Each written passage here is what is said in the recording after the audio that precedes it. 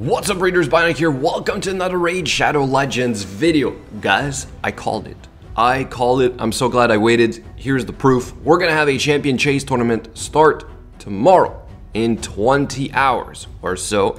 And on the Vergumcar fusion, we still have a day and 12 hours left, which means that tomorrow I'm gonna have a lot of work to do, right? But that was part of the plan, and I'm gonna get a lot of free points by doing this, so hopefully you guys have done the same thing, okay? These little things matter in the long run. This is yet another proof for you guys.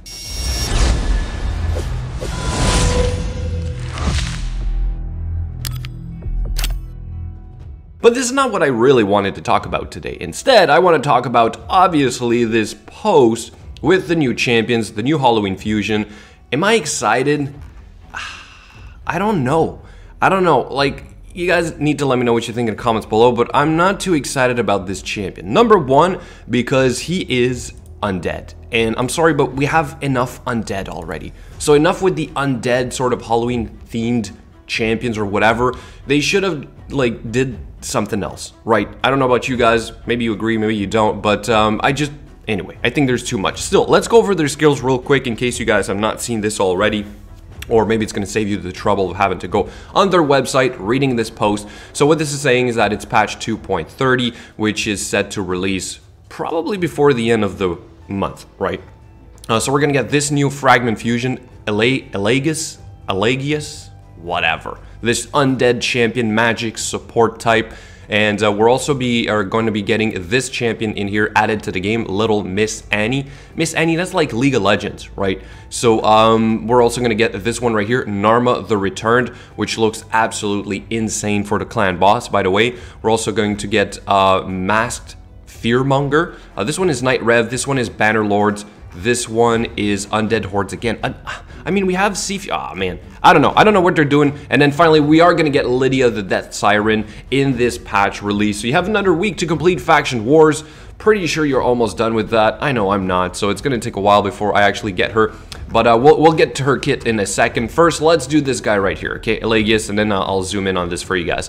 So, block cooldown skills on the A1, one target. Then we have put the target skills on cooldown, one target yet again on the A2. This is great because it bypasses the block debuffs. I've shown this before. So, it's alright, but like it's a one target. I don't know. I was expecting a fear. I don't know why. Like Halloween, I thought we were going to get more fears, but apparently it's not on the champion. It's going to be a part of the fragment fusions. It's going to be on some of the other champions we're going to see in a second. Then we do have an attack all enemies and has a 75% chance of removing 2 random buffs. Sounds like Vergumcar. Can we book this to 100% chance? We also have a 75% chance of decreasing all enemies' turn meters by 20%, and then this increases depending on how much HP this champion has lost. Interesting skill overall. I think this is what I really like about this one, Ghost Rage, but it's on a 5-turn cooldown, so like I don't know, you open with this, or if you want it to be a little bit more efficient, you got to get hit first. So I'm having a hard time seeing how this is going to fit on, let's say, like an arena team. I mean, it could be good for some dungeons for sure, probably really good for faction wars, but mine is completed, and that's what I don't like, is that you're adding more champions to a faction that's already full of champions to get you to complete faction wars. But hey, it is what it is. Last skill, or passive rather, it is he revives, right? He revives if he gets a fatal hit with 1 HP, and then fills his turn meter by 20%, and he gets a shield buff. Little Miss Annie, interesting as well. I don't think I'm gonna go over all of her kit right here. You guys can probably read this, but she looks like she's gonna hit really hard. Okay, so attack void. I'm thinking she's going to be very, very impressive, but I don't see any sort of like AOE. But she can repeat a second time this attack if like they have like a higher defense, higher max HP than this champion. Okay, so maybe she can snowball into killing 2 champions, but aside from that, the only thing that really marks me with this champion is like it really sounds like Miss Annie from League of Legends, right? Toys don't die. I think she comes with her little bear or whatever it is, and so in this right here seems pretty similar. symbol. Maybe a little bit too much symbol. But this one right here, Narma the Returned. Listen to this. Attacks one enemy, has a 40% chance of increasing the duration of 3 random debuffs on the target by 1 turn. Yeah, totally, right? Debuff extender. Then we have the A2, which is attacks one enemy, has a 75% chance of placing a 50% decrease attack for 3 turns. Not 2. Probably can't book this to a 3-turn cooldown. It says 5 by default. Also heals all allies by 15% of this champion's max HP. The heal increases by 2% for each poison debuff on the target. This is built for the clan boss for sure. And then we have A3 attacks. One enemy has a 75% chance of placing 5% poisons debuff and a 25% poison sensitivity debuff for 3 turns on a 6-turn cooldown. But don't forget, she does extend those, okay? So as soon as you set her up, then she keeps extending. I'm thinking this is going to be really solid for the clan boss. Then we have the Masked Fearmonger. He's the one with the fear. So like for Bannerlords, this could be interesting if you're lacking some crowd control, which I am, by the way. Like I only have like Killian in a Relentless set to add crowd control on that team.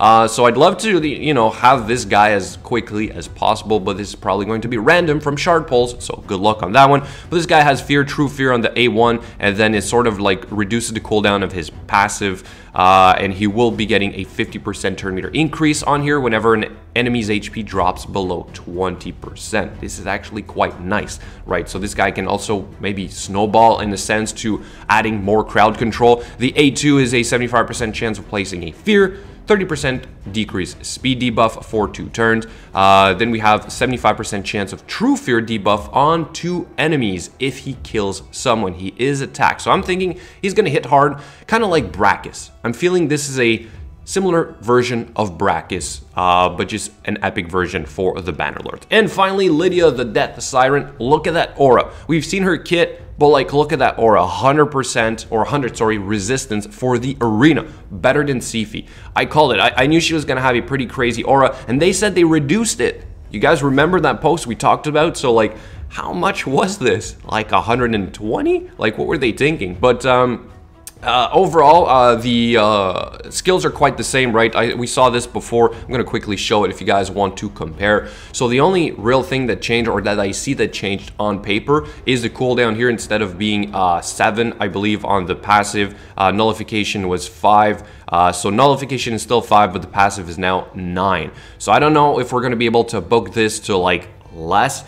Maybe that's their plan, to just add more levels to the tomes, right? So it's a little bit more intensive on your resources.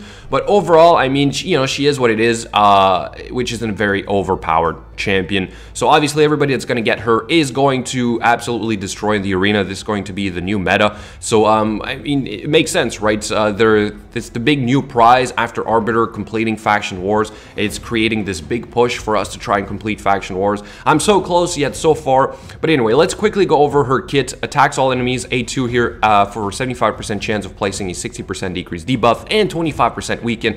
On top of that, 25% strength and 30% increased speed buff on all allies. This is the craziest skill I've seen so far. Adding decreased defense and weaken together is quite rare in the game. We have Venus and Dracomorph, right? And so now we have a third version, which you're guaranteed to get in a sense.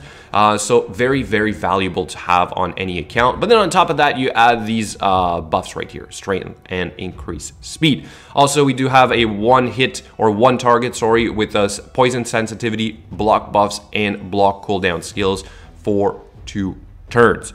This is kind of good as well. But it seems like she's a little bit more built for arena because of the passive and because of the A1 right here and the aura, right? So anyway, I'm not going to spend more time on Lydia the Deathsiren. We're all going to drool at this champion until we can get her. I can quickly show you guys my Faction Wars, and unfortunately, I hit a wall, and it's mainly due to the fact that I don't have the best gear to pull it off. But what I think I'm going to do for you guys is I've been doing a little bit of research, and I'm probably going to make a video soon about sort of like the secrets that I've learned onto how to approach this for long term, which is something I wish I would have done earlier. Right, and so maybe I would have been better prepared for this, but to be honest, I never thought I was going to be able to complete faction war. So right now I have 771 stars out of 819. So close yet so far. Like, some of these stages are at the last level. I just need to figure out how to beat the boss, and it has a lot to do with gear, and gear that you can shuffle around. So if you create certain gear sets, then you can move this around, and then it's going to be a lot easier. Okay, so for the time being though, I'm gonna leave this like this. Let me know what you think in the comments below. Are you excited about this new fragment fusion, this Alagius or whatever his name is? I'm gonna get him because I said I would, but like, I'm not overly excited about this. I don't need another undead champion anyway, and he's certainly the less impressive of all these champions in here, in my opinion. So thank you so much for watching, and I will catch you guys later.